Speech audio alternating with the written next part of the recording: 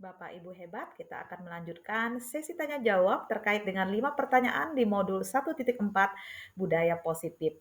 Pertanyaan pertama, menggerakkan orang lain untuk mengikuti apa yang kita inginkan adalah hal yang tidak mudah untuk dilakukan, terutama pada suatu penyelesaian masalah. Tidak semua sepaham mengenai cara yang bijak dalam penyelesaian masalah yang ada pada peserta didik.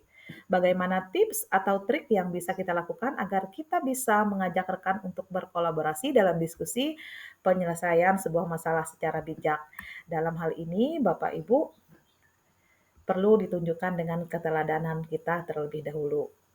Untuk menggerakkan orang lain, kita perlu menggerakkan diri kita sendiri, yaitu dapat tergerak dengan sehingga nanti orang lain dapat tergerak dengan ajakan kita untuk berkolaborasi dengan kita terlebih dahulu.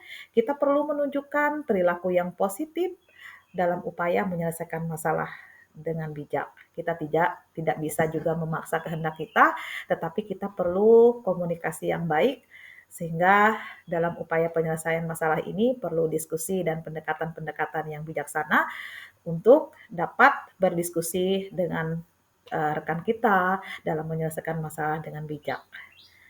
Tentu kita akan bisa melihat situasi dan kondisinya, kita tunjukkan perilaku kita terlebih dahulu, keteladanan kita terlebih dahulu untuk upaya menyelesaikan masalah tersebut.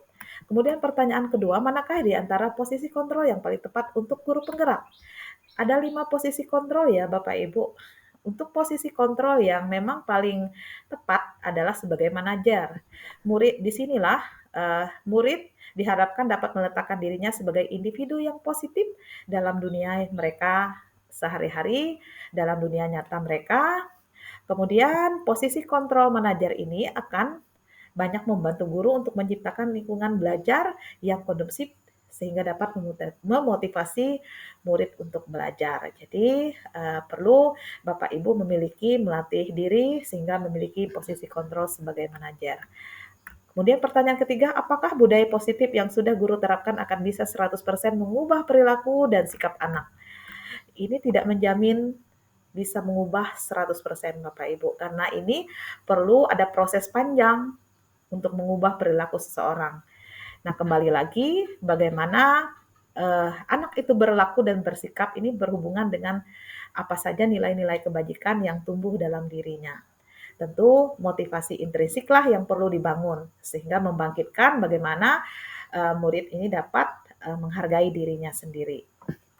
Kemudian pertanyaan keempat, hampir semua siswa laki-laki di sekolah kami tidak nyaman menggunakan baju yang harus dimasukkan ke dalam celana. Apakah hal ini wajar saja sekalipun peraturan sekolah menginginkan anak berpakaian dengan rapi? Kebanyakan guru pun sudah mulai malas menegur anak jika sudah ditegur siswa sesaat saja merapikan baju. Setelah itu kembali lagi dikeluarkan dari celana. Apakah dibiarkan saja sebagai perilaku anak masih dalam kewajaran atau tetap sopan dan tidak mengganggu temannya? Di sini perlu peraturan sekolah itu kan mewajibkan siswa laki-laki memasukkan baju atau kemejanya ke dalam celana. Maka ketika anak tidak mentaatinya berarti melanggar disiplin atau peraturan sekolah yang ada. Bahkan di sini juga ditemukan kalau ditegur memasukkan bajunya kembali hanya sebentar, kemudian dikeluarkan lagi. Siswa tidak benar-benar mentaati dari motivasi dari dalam dirinya, menghargai nilai-nilai keyakinan yang ada di dalam di sekolahnya, dan disinilah nilai-nilai kebajikan ini perlu dimunculkan sehingga dia bisa menghargai diri sendiri dan berperilaku sesuai dengan peraturan sekolah yang ada. Nah, hal ini menurut saya jangan dibiarkan. Kendati pun masih dalam tingkat kewajaran, perlu diberikan pembinaan dan pembiasaan yang baik dalam upaya menciptakan lingkungan yang positif, menjadi budaya positif disiplin sekolah di sekolah yang dilaksanakan oleh seluruh warga sekolah. Salah satu cara yang dapat dilakukan dengan teknik restitusi ya Bapak Ibu, yang merupakan proses menciptakan kondisi bagi murid untuk memperbaiki kesalahan sehingga mereka bisa kembali pada kelompok mereka dengan karakter yang lebih kuat. Tentunya ada perbaikan perilaku tadi dari yang tidak memasukkan kemejanya ke dalam celana, kemudian akan menjadi budaya di sekolah memasukkan kemejanya atau bajunya ke dalam celana. Kemudian pertanyaan berikutnya, apakah sudah ada penelitian tentang keefektivitas segitiga restitusi? Saya sudah melihat bahwa banyak guru yang melakukan penelitian terkait dengan bagaimana menerapkan budaya restitusi. Mahasiswa juga sudah melakukan penelitian terkait dengan hal ini, dan saya juga melihat bahwa ada Bapak Ibu guru di sekolah khususnya di Indonesia ya, sudah melakukan penelitian efektivitas diterapkannya segitiga restitusi ini.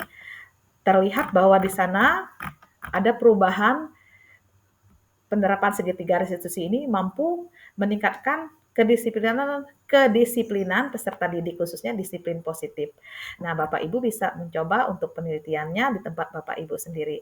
Nah, itu ulasan kita, dan kita boleh melihat dari segi pemahaman kita masing-masing untuk penguatan bagaimana kita menerapkan budaya positif di sekolah. Terima kasih Bapak Ibu, salam dan bahagia.